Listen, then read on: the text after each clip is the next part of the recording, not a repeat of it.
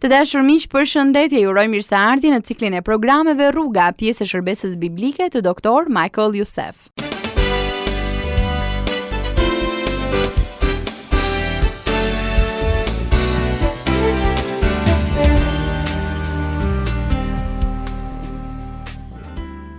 Bota sot lëviz me një shpejtësi marramendse. Teknologjia e përparuar duket sikur na ofron gjithçka, e në të njëjtën kohë ndihemi shumë të zbrazët. Qendrat urbane tashmë janë mbipopulluar dhe të shumtë janë ata që duan të jetojnë në një qytet madhështor, që ofron argëtim dhe aktivitete pafund. Por a e dini se ku ka më shumë ndotje dhe krime? Pikërisht në qytet. Njeriu zgjodhi të lindte kopshtin e Perëndisë për t'u zhvendosur në qytet, sepse aty mund të fshihte krimin e tij dhe të qëndronte i qetë larg Zotit. Njerëzit priren të preferojnë qytetin sepse ekziston një farjoshje ndaj tij. Dr. Youssef do të na tregoj sot se një nga sfidat më të mëdha të gjitha kohërave për të krishterët në shekullin e 21 është si të jetojnë në qytetin e njeriut, duke pritur qytetin e Perëndisë. Një nga tundimet më të mëdha të gjitha kohërave për ata që duan Perëndin është të mund të shijojnë krijimin dhe bekimet e Zotit, pa lënë në harres fatin e tyre përfundimtar. Në vetvete kjo përbën një sfidë. Pse? Welcome our listening friends. Mirë se vini dëgjues të dashur. What a delight for us to know that you are tuned in to listen to this program. Është kënaqësi për ne të dimë se po ndiqni këtë program. We are in the midst of a series of messages entitled The City versus the Garden. Ne jemi në mes të një serie mesazhesh të titulluar Qyteti ndaj kopshtit. I wanted to tell you that my field of study is social anthropology. Unë dua t'ju them se kam studiuar antropologji sociale. And that is why I view events and changes in the world from that vantage point. Dhe jap se i shoh ngjarjet dhe ndryshimet në botë nga një pozitë e favorshme. And the one thing that I have noticed throughout the world Dhe kudo në botë kam vënë re diçka. is the speed by which the world is moving toward urbanization. Dhe kjo është shpejtësia me të cilën bota lëviz drejt urbanizimit. It is unprecedented in history. Është e pashembullt në histori. Let me explain to you what I'm saying. Më lejoni t'u shpjegoj se çfarë jam duke thënë. 200 years ago, only 2.5% of the world's population lived in cities. 200 vjet më parë, vetëm 2.5% e popullsisë së botës jetonte në qytete. By 1970, 40% of the world's population lived in cities. Në vitin 1970, 40% e popullsisë së botës jetonte në qytete. At the beginning of the 21st century, just under 80% of all citizens now live in urban areas. Tani në fillim të shekullit të 21, më pak se 80% e gjithë qytetarëve jetojnë në zonat urbane. If you ask people the following questions, you will get predictable answers. Nëse i drejtoni njerëzve pyetjet e mëposhtme, përgjigjet janë të parashikueshme. Where do you find most of the pollution? Ku gjeni ju më shumë ndotje? In the city will be the answer. Dhe përgjigja do të jetë në qytet. Where do you find most of the crimes? Ku gjeni më shumë krime? In the city. Në qytet. Where do most people want to live? Ku duan të jetojnë shumica e njerëzve? The answer is in the city. Përgjigja është në qytet. Many famous people who grew up in small towns will tell you that they could not wait to get out of their little town and move to the big city. Shumë njerëz të famshëm që janë rritur në qytete të vogla do t'ju thonë se mezi presin të largohen nga qyteti i tyre i vogël drejt një qyteti më të madh. There is an allure to city life. Ekziston një lloj joshjeje ndaj jetës së qytetit. There is a glitter and glamour associated with the city. Qyteti shoqërohet me një lloj shkëlqimi. There is fame in the city. Ka famë në qytet. There are opportunities to be anonymous in the city. Në një qytet ti mund të jesh anonim. There is enough to keep you busy in the city. Në qytet ka mjaft gjëra që mbushin kohën tuaj. There is enough to keep your attention away from God in the city. Në qytet ka shumë gjëra që e mbajnë vëmendjen tuaj larg Perëndis. One of the greatest challenges of all time for the Christians in the 21st century Një nga sfidat më të mëdha të gjitha kohërave për të krishterët në shekullin e 21 is how to live in the city of man and yet look forward to the city of God. Është si të jetojë në qytetin e njeriut duke pritur qytetin e Perëndis. one of the greatest temptations of all times for those who love God Një nga tundimet më të mëdha të gjitha kohërave për ata që duan Perëndin is being able to enjoy God's creation and blessings without losing sight of their ultimate destiny. është të mund të shijojnë krijimin dhe bekimet e Perëndis pa lënë në harres fatin e tyre përfundimtar. And that is not an easy challenge. Dhe kjo nuk është një sfidë e lehtë. Why? Përse? Because most of us tend to love this life more than the life to come. Sepse shumica jon priret të dojë më shumë këtë jetë se sa atë që vjen. In fact, very few of us could say with the writers to the Hebrews 13:14, Në fakt, shumë pak nga ne mund të bashkohen me shkruesit e Hebrejve kapitulli 13 vargu 14.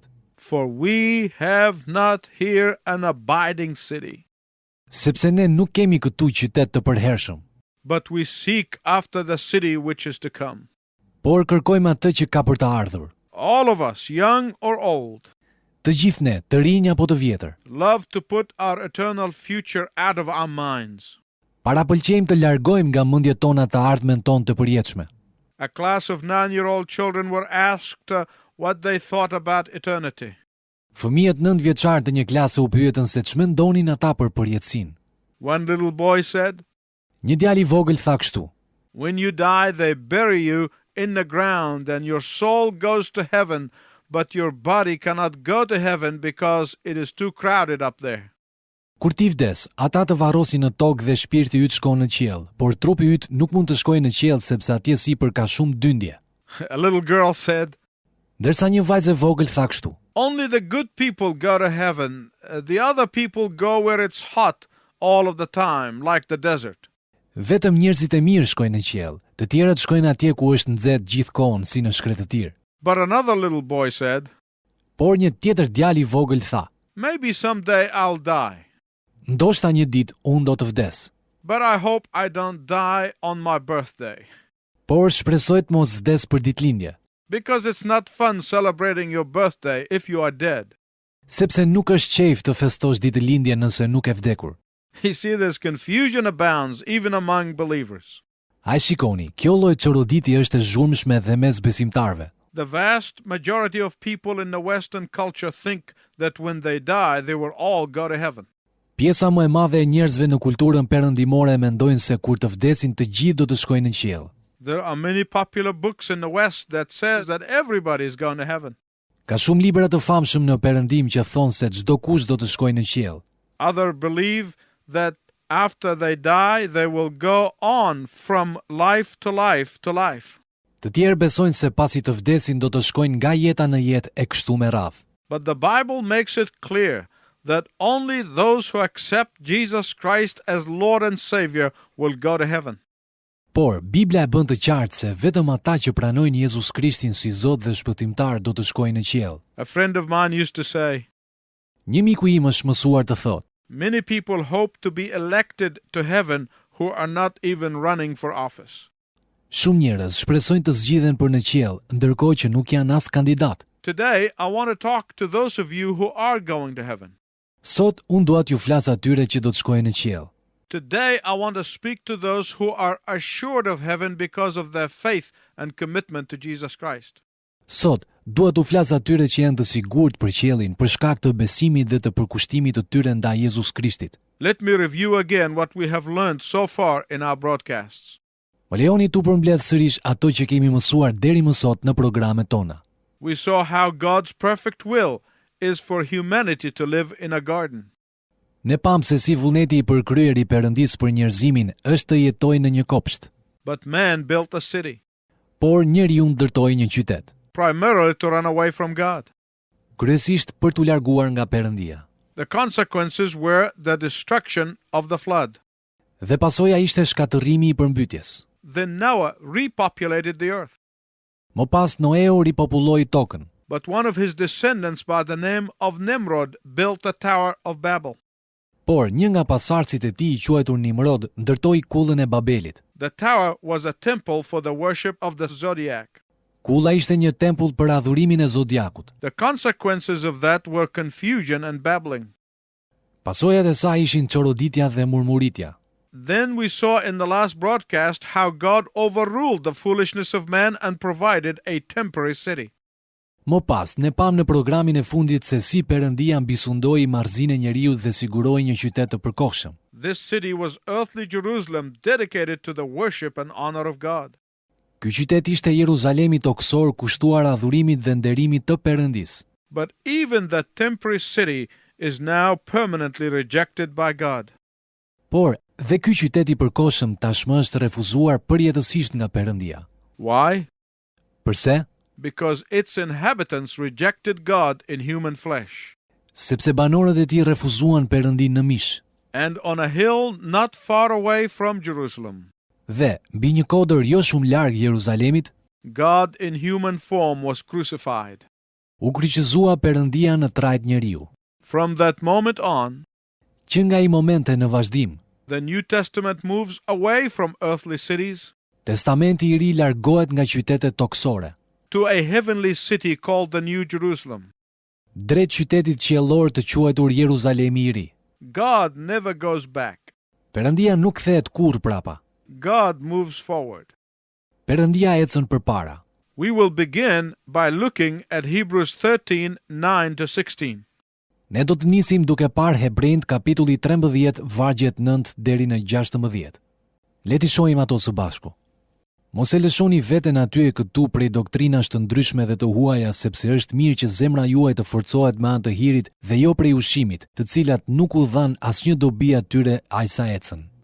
Ne kemi një altar për të cilit nuk kanë të drejtë të hanë ata që i shërbejnë tabernakulit, sepse trupat e atyre kafshëve, gjaku i të cilave është sjell prej kryepriftit në shenjtëroren për mëkatin, digjen jashtë fushës. Prandaj, edhe Jezusi, për të shenjtëruar popullin me gjakun e vet, pësoi jashtë derës së qytetit. Le të dalim pra drejt tij jashtë fushës duke bartur poshtërimin e tij, sepse ne nuk kemi këtu qytet të përhershëm, por kërkojmë atë që ka për të ardhur. Me anë të tij pra le t'i ofrojmë vazhdimisht Perëndisë një flijim lavdie, domethënë frytin e buzëve që rrëfejnë emrin e tij. Dhe mos harroni bamirësinë dhe t'u jepni ndihmë të tjerëve, sepse Perëndisë i pëlqejnë flijime të tilla. There are some who think that we will go back to animal sacrifice in the earthly Jerusalem. Disa mendojnë se do t'i kthehemi sërish sakrificës së kafshës si në Jeruzalemin toksor. Can you imagine that after God sacrificed himself, the greatest sacrifice of all? A mund të imagjinoni dot këtë, pasi Perëndia sakrifikon vetveten, sakrifica më e madhe mbi të gjitha? Because God does not go back to the shadow after revealing the reality. Sepse Perëndia pasi shpalos realitetin, nuk mund ta fshehë atë përsëri në errësirë. Our eyes must be fixed not on the earthly Jerusalem, but on the heavenly Jerusalem. Sytë tanë duhet të fiksohen jo në Jeruzalemin toksor, por në Jeruzalemin qiellor. The New Jerusalem is what the Bible calls heaven. Jeruzalemi i ri është qyteti që në Bibël quhet qiell. The New Jerusalem is the destiny of all who love the Lord Jesus Christ's appearing. Jeruzalemi i ri është fati i gjithë atyre që duan shfaqjen e Zotit Jezus Krisht. The New Jerusalem is the place where believers will spend eternity with God. Jeruzalemi i ri është vendi ku besimtarët do të kalojnë përjetësinë në Perëndinë. And the New Jerusalem will be the subject of my last message in this series. Dhe Jeruzalemi i ri do të jetë subjekti i mesazhit tim të fundit në këtë seri. I hope you will not miss it. Shpresoj të mos e humbisni. It will be an encouragement to your heart. Do të jetë inkurajim për zemrën tuaj. Those who are redeemed by the Lord Jesus Christ Ata që janë të shpenguar nëpërmjet Zotit Jezus Krisht, are now living in earthly cities. jetojnë tashmë në qytetet toksore. They are commissioned by our Lord to be light in the darkness of the city of man. Ata kanë autorizimin e Zotit ton për të qenë dritë në errësirën e qytetit të njeriut. They are commissioned by the Lord to be salt in the rotting society of man. Ata kanë autorizimin e Zotit ton për të qenë krip në shoqërinë e kalbur të njeriut. They are commissioned to make Jesus known to the dwellers of every earthly city. Ata janë të autorizuar ta bëjnë Jezusin të njohur tek banuesit e çdo qyteti toksor. They are commanded to be busy and occupy until Jesus comes back again. Ata janë urdhëruar që të jenë të ngarkuar dhe të zënë me punë deri në kthimin e Jezusit. Those who follow Jesus are instructed to show their true witness until he comes back.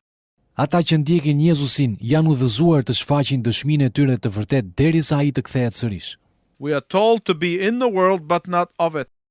Ne jemi thirrur të jemi në botë, por jo pjesë e saj. We are told by our Lord to be faithful and diligent in all that we do, Perëndia ynë na ka thënë të jemi besnik dhe të zellshëm në gjithçka që bëjmë, without losing sight of our ultimate destiny. pa lënë në harres fatin ton përfundimtar. We are reminded again and again not to get too comfortable in man's city. Vazhdimisht na tërhiqet vëmendja për të mos u rehatuar së tepërmi në jetën e qytetit. We are not to forget about our real home. Ne nuk duhet të harrojmë shtëpinë tonë të vërtet. I want to give you 5 reasons as to why true Christians are apt to forget about the heavenly Jerusalem. Dëshiroj t'ju jap 5 arsye se pse të krishterët e vërtet janë të prirur për të harruar Jeruzalemin qiellor. We will not be able to cover them all today, but tune in next time to get the rest. Nuk do të mund t'i trajtojmë të gjitha sot, por pjesën tjetër do ta ndiqni herën e ardhshme. But here are the 5. Por ja tek janë të 5 arsyet. 1. E para, Many have a false perception of the heavenly Jerusalem. shumë njerëz kanë një perceptim të gabuar të Jeruzalemit qiellor. 2.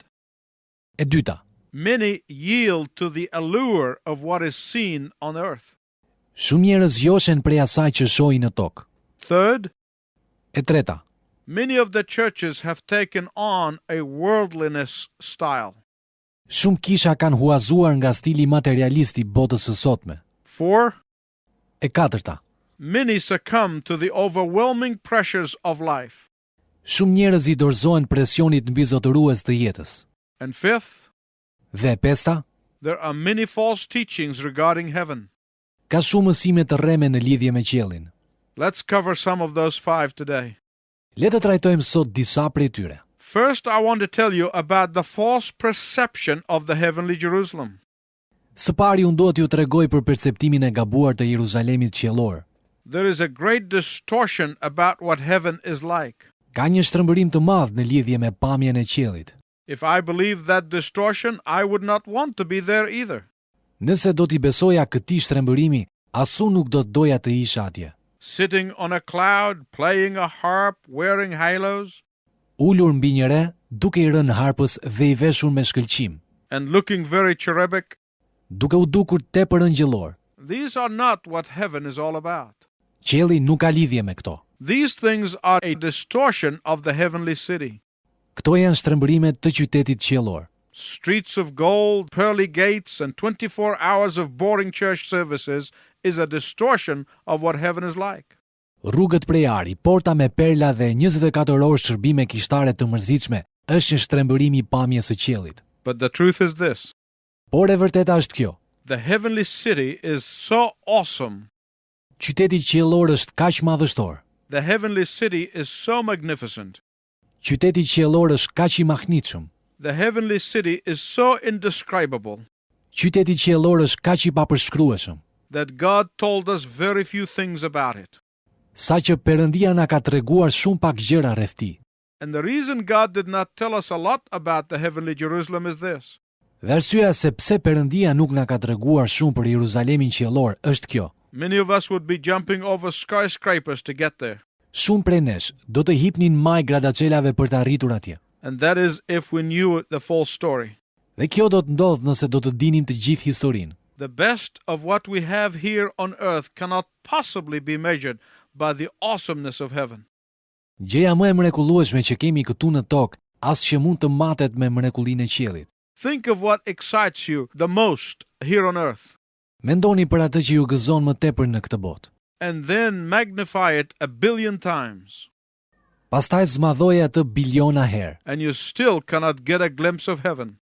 Dhe përsëri do të jetë sa një kokriz rëre para qiellit. In Philippians 1:23, Paul calls it far better.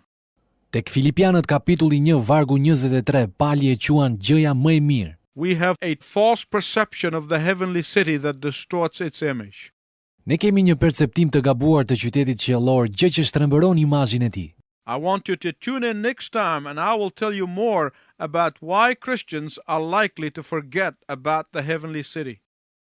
Unë dëshiroj të na ndiqni herën e ardhshme dhe do t'ju tregoj më shumë se pse të krishterët janë të prirur të harrojnë qytetin qiellor. Until then, I wish you God's richest blessing. Deri atëherë Zoti ju bekoftë të gjithëve.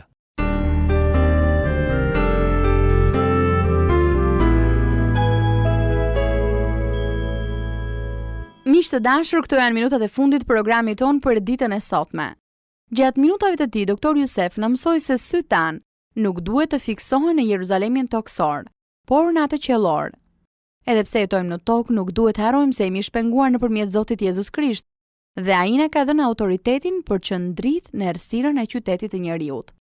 Ai na ka autorizuar për që në krip në shoqërinë e kalbur të njerëzit. Perëndia na ka autorizuar të bëjmë emrin e Jezusit të njohur tek banorët e çdo qyteti toksor.